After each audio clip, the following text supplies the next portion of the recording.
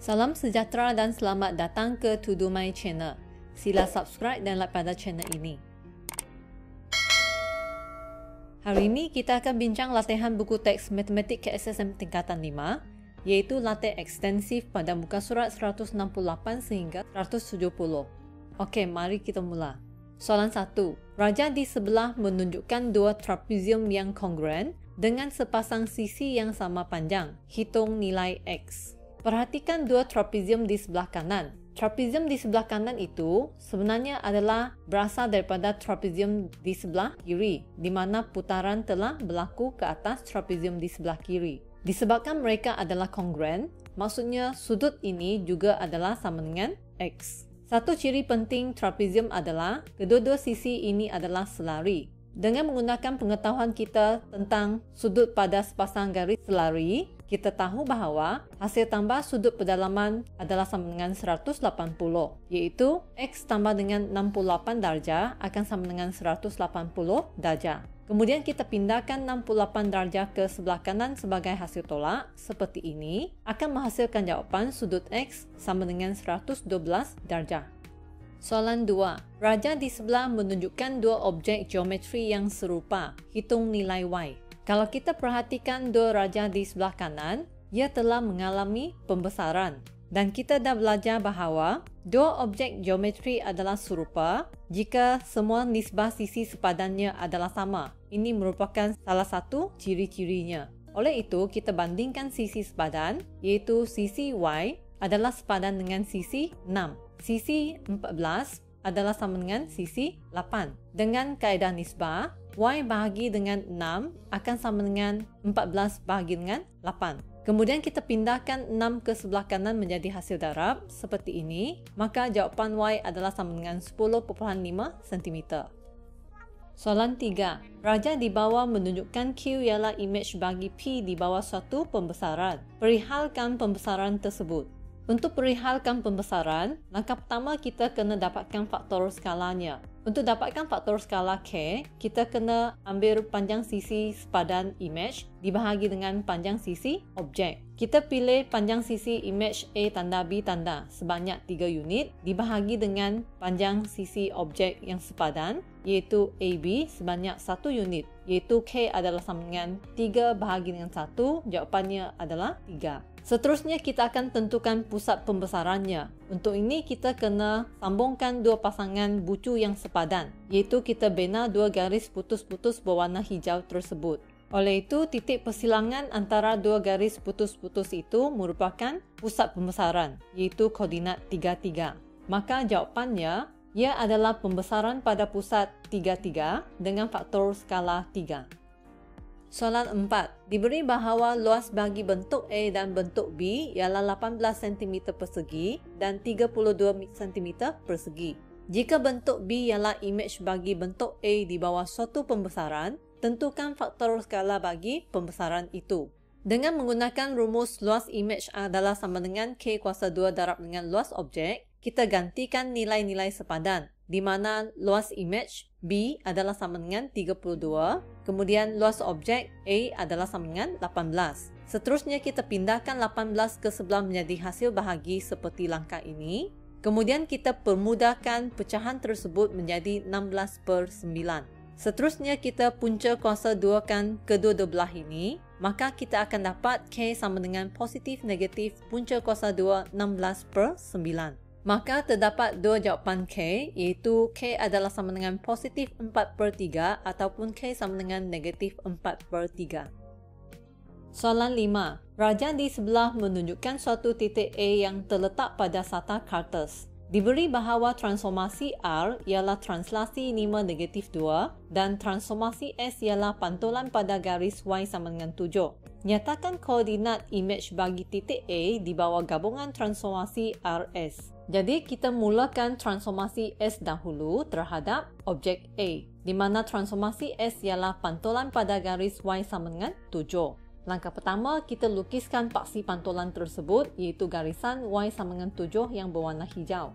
Perhatikan bahawa objek A adalah berada 3 unit ke bawah dari paksi pantulan. maka imejnya adalah pada arah yang bertentangan, iaitu 3 unit ke atas dari paksi pantulan. Maka titik A tanda itu dengan koordinat 3, 10 adalah imej bagi A di bawah pantulan pada garis Y sama dengan 7. Seterusnya kita sambung dengan transformasi R, iaitu translasi 5 negatif 2. Objek kita sekarang adalah A tanda. Kita kena anjakkan dia 5 langkah ke sebelah kanan, seterusnya 2 langkah ke bawah untuk dapatkan imejnya, iaitu A tanda-tanda dengan koordinat 8, 8. Maka inilah jawapannya.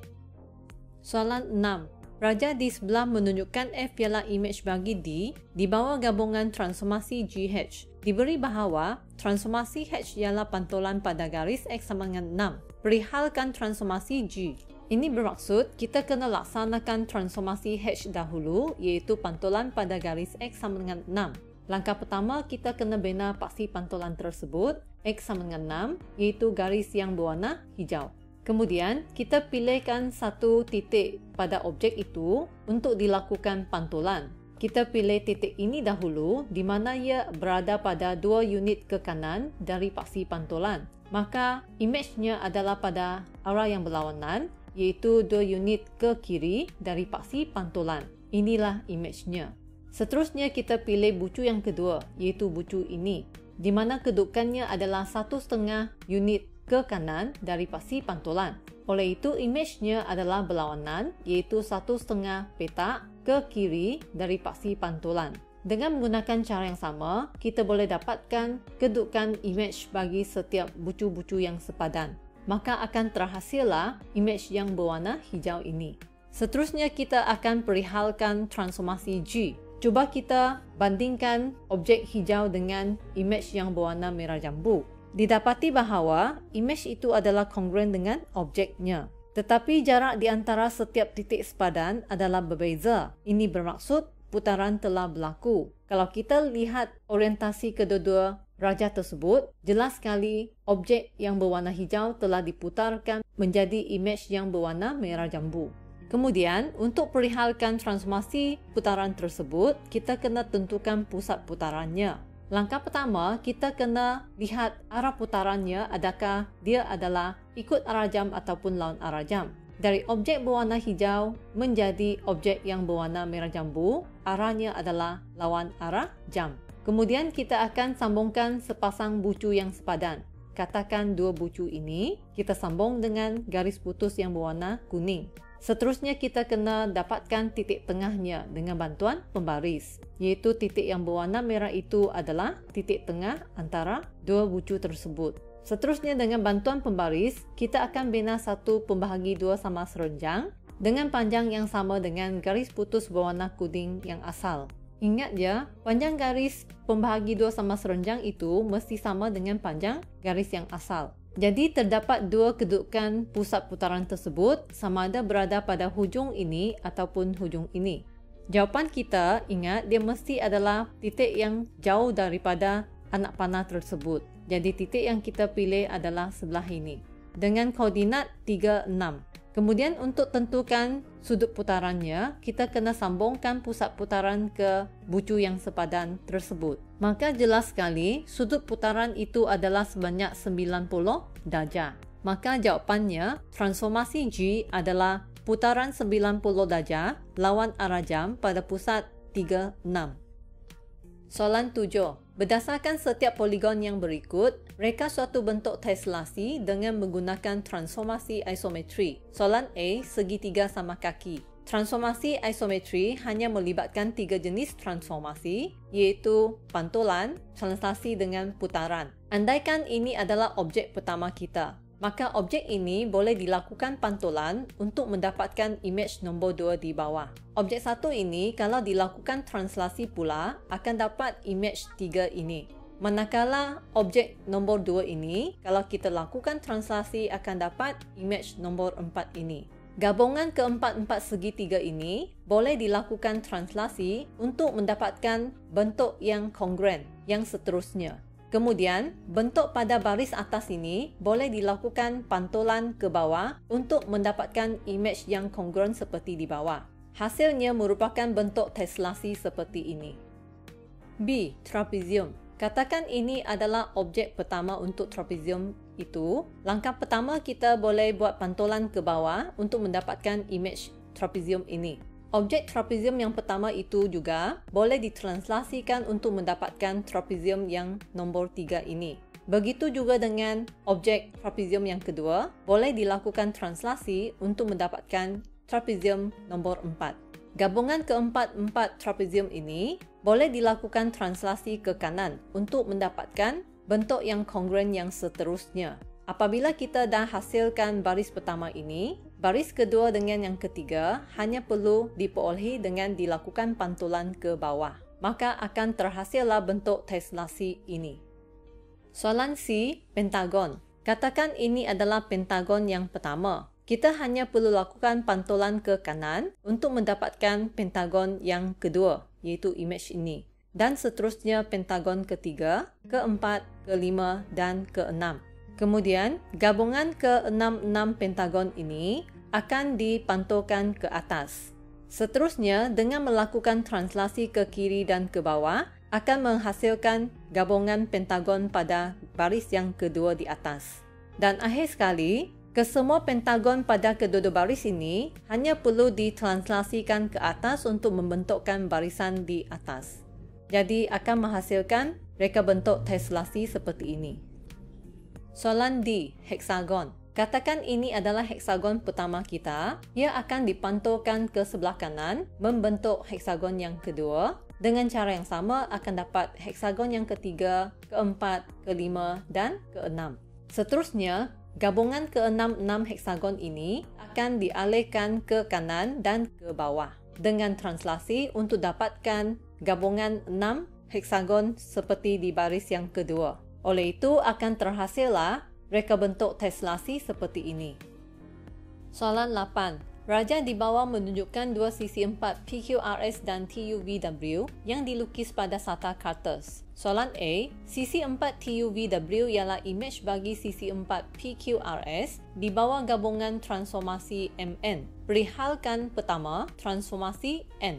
Dalam raja di sebelah kanan, PQRS adalah objek, TUVW adalah imej. Maksudnya, proses pembesaran telah berlaku kerana ada perubahan saiz. Jadi andaikan imej bagi PQRS adalah bentuk yang berwarna hijau, maka disebabkan objek dengan imej yang berwarna hijau itu bertindih pada titik P, maka titik P63 merupakan pusat pembesaran. Seterusnya kita nak tentukan faktor skalanya. Faktor skala K akan sama dengan panjang sisi imej dibahagi dengan panjang sisi objek. Di sini kita pilih sisi TP dibahagi dengan sisi QP, di mana panjang sisi TP adalah sama dengan 4 unit, panjang sisi QP adalah sama dengan 6 unit, dipemudahkan menjadi 2/3. Oleh itu, jawapannya adalah transformasi N adalah pembesaran pada pusat 63 dengan faktor skala 2/3. Soalan 2. Transformasi M. Apabila kita bandingkan objek berwarna hijau dengan imej berwarna merah jambu, imej tersebut adalah kongruen dengan objeknya. Tetapi didapati bahawa orientasi bentuk itu adalah songsang,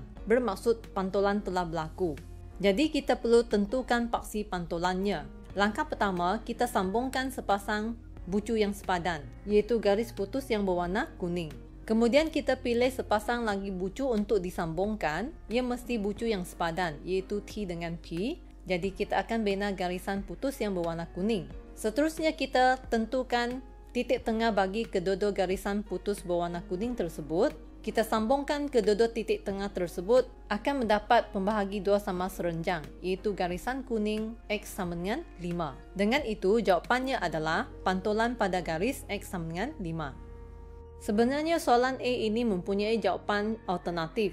Mari kita lihat jawapan yang kedua. Yang pertama, kita nak tentukan transformasi N. Katakan kali ini, kita anggap pantulan berlaku dahulu, di mana paksi pantulan kita andaikan adalah garisan hijau, iaitu X sama dengan 5. Seterusnya, dengan merujuk kepada bucu Q ini, kita akan dapat imej yang sepadan, di mana bucu Q ini adalah 1 unit ke kanan dari paksi pantulan. Oleh itu, imejnya adalah 1 unit ke kanan dari paksi pantulan, iaitu arah yang bertentangan. Seterusnya kita pilih lagi satu bucu, katakan bucu P, di mana jaraknya dari paksi pantulan adalah 1 unit ke kanan. Maka imejnya adalah pada arah yang bertentangan, iaitu 1 unit ke kiri dari paksi pantulan. Dengan cara yang sama, kita boleh dapatkan imej bagi bucu R dengan S. Oleh itu, kita akan dapat imej yang berwarna hijau.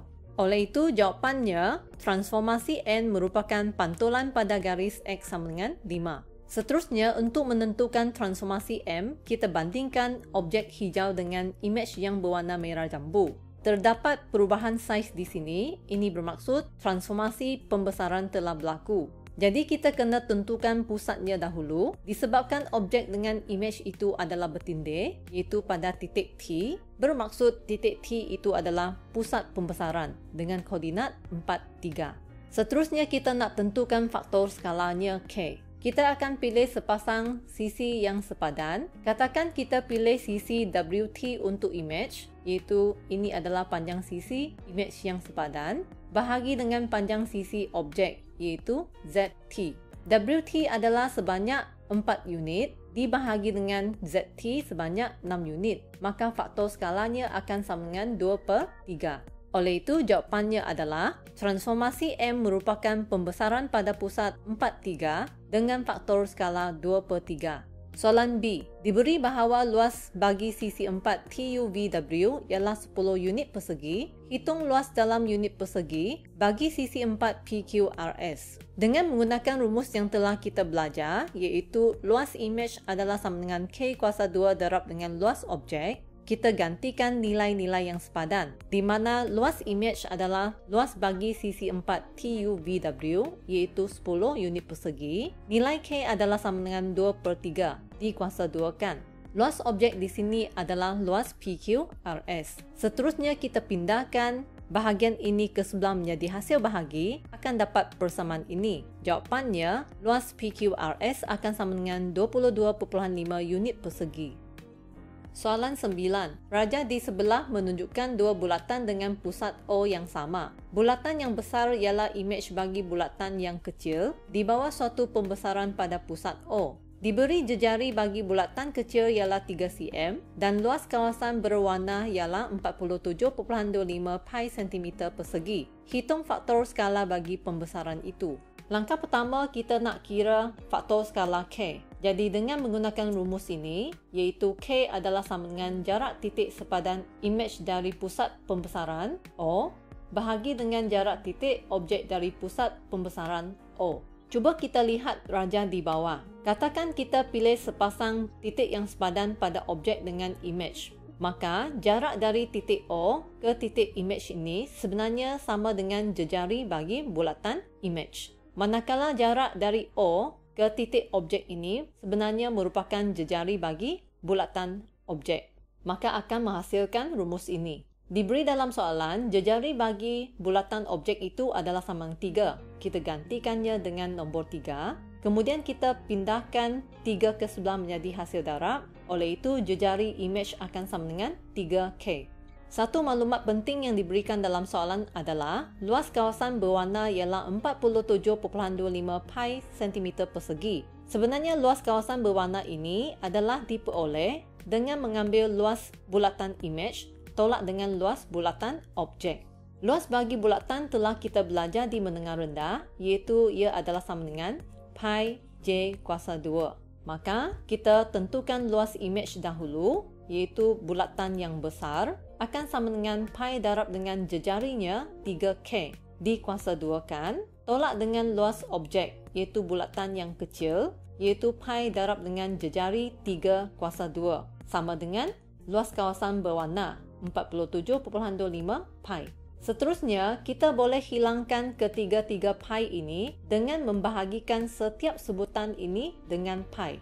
Oleh itu, kita akan dapat persamaan di bawah ini. Seterusnya kita pindahkan tolak 9 ini ke sebelah menjadi tambah 9. 9 ini pindah ke sebelah menjadi hasil bahagi. Akan dapat K kuasa 2 sama dengan 6.25. Akhir sekali, kita punca kuasa 2 kan ke dua-dua belah ini. Maka nilai K adalah sama dengan 2.5 ataupun ditulis sebagai 5/2. Soalan 10. Zurina telah membina sebuah kamera lubang jarum untuk memerhatikan imej sebatang pokok seperti ditunjukkan pada rajah di bawah. Diberi faktor skala bagi imej yang terhasil ialah negatif 1/80.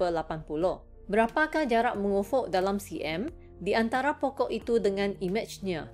Pertama, kita buat andaian.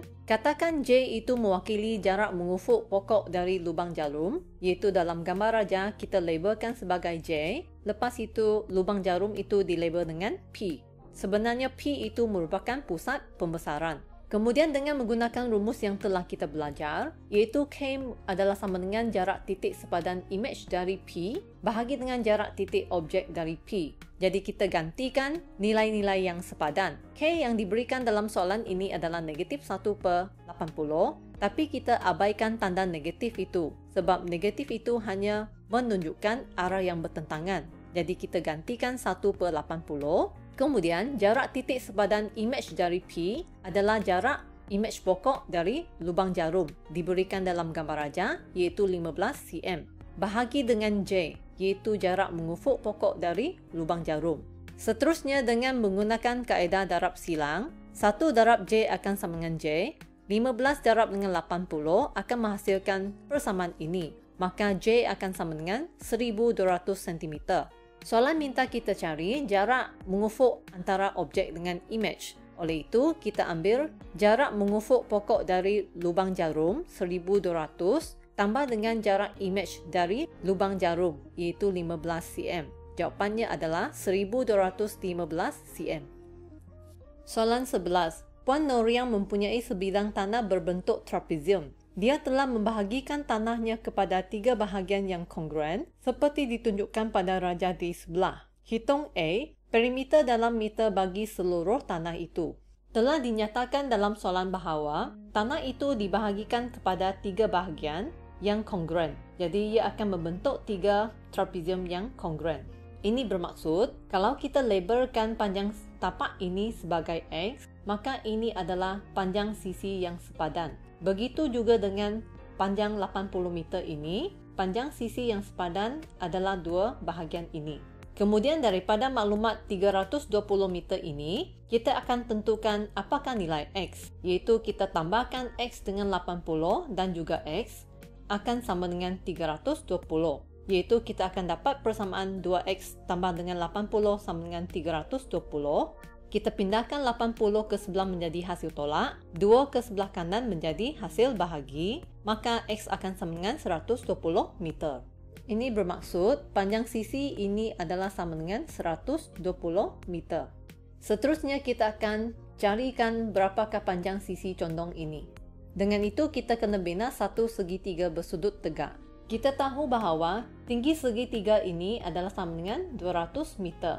Untuk dapatkan panjang sisi ini, kita kena ambil panjang 120 meter ditolak dengan 80 meter, maka jawapannya akan sama dengan 40. Seterusnya dengan menggunakan teorem Pythagoras, kita boleh carikan panjang sisi condong tersebut, di mana ia adalah sama dengan punca kuasa 2, 200 kuasa 2, tambah dengan 40 kuasa 2. Jawapannya adalah sama dengan 203.96 meter. Maka, perimeter seluruh raja akan sama dengan hasil tambah semua panjang sisinya, iaitu 200 tambah dengan 80, tambah 120, tambah 80, tambah 203.96, tambah 320. Jawapannya adalah sama dengan 1003.96 meter. Soalan B. Luas dalam meter persegi bagi setiap bahagian tanah itu. Setiap bahagian tanah itu merujuk kepada trapezium yang kecil. Oleh itu, dengan menggunakan rumus luas trapezium, iaitu ia akan sama dengan 1/2 darab dengan hasil tambah 80 dengan 120 darab dengan tingginya 200. Jawapannya adalah sama dengan 20,000 meter persegi.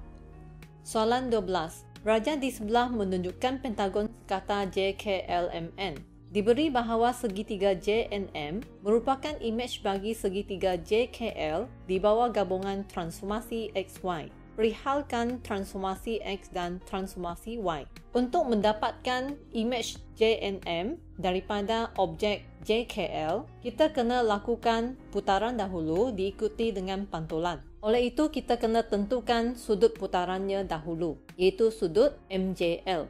Langkah pertama, kita carikan berapakah salah satu sudut pedalaman pentagon sekata tersebut menggunakan rumus ini, di mana N itu mewakili bilangan sisi. Bilangan sisi bagi pentagon adalah sama dengan 5, maka kita gantikan N dengan nilai 5 akan dapatkan ungkapan ini. Oleh itu, salah satu sudut pedalaman bagi pentagon sekata akan sama dengan 108 darjah. Disebabkan pentagon ini merupakan pentagon sekata, iaitu setiap sisinya adalah sama panjang, maka sudut NJM adalah sama dengan sudut MJL dan juga sama dengan sudut LJK.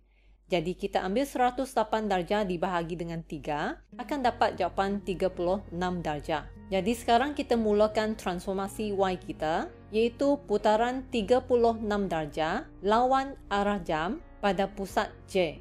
Maka akan membentuk imej segitiga ini. Seterusnya, daripada imej segitiga ini, kita akan dapatkan imej yang terakhirnya di bawah transformasi X. Yang ini senang sahaja.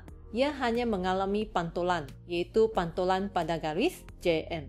Dengan itu akan terbentuklah imej segitiga yang terakhir, iaitu segitiga JNM. Baiklah, perbincangan kita pada hari ini tamat di sini. Sekian, terima kasih.